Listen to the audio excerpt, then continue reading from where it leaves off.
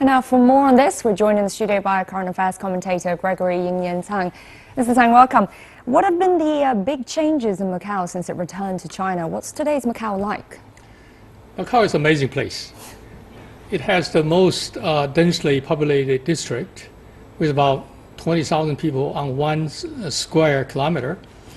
But it has become the most advanced city in China in terms of the per capita GDP. Secondly, I think the government in Macau has done really well in three different areas. One is education. For example, they have a 15-year free education system to give the people in Macau a chance to grow under the educational environment. They have a pretty good retirement system, and they have also housing to subsidize the poor to get a place to stay. They have a decent medical coverage. Of course, Hong Kong rely heavily on the gaming, tourism, and hospitality industries. But it's well balanced, developed. It provided like 20% of employment, 50% of the GDP, and also 7%, as I understand, of the government revenue. So these things combined, I would say, Macau is a place to be proud of itself. And nevertheless, many things has to be done to do further to benefit the people in this locality. For example, the house is really expensive because affected by the market in China. Secondly, the traffic congestions.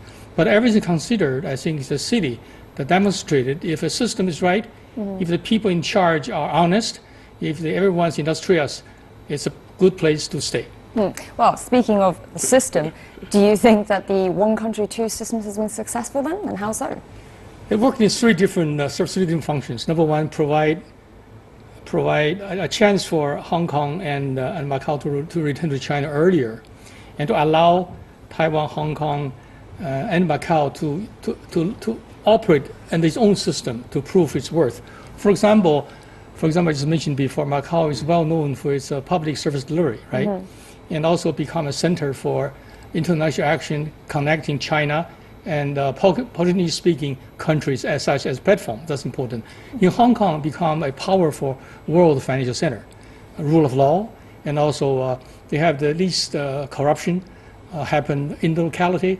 And Taiwan, of course, democratic system, election, freedom of speech, and the respect for historical and cultural heritage, and also the respect to the public morality. So this proves each system, if it give a chance to grow freely and strongly, would come out with strength. So I like to say China in the long run become one country, one system. Because on earth, there's no country would be able to sustain in this one country, two systems forever and ever. So I think China is facing the challenge, the opportunity, and the desire to grow. So at the long last, we can see the large China, I'm talking about mainland China, Hong Kong, Taiwan, Macau, would be environment to be very encouraging, very spirited, very motivated for everyone to realize their own dreams of achieving, enjoying the benefit of happiness. Well, thank you very much, Mr. Tang.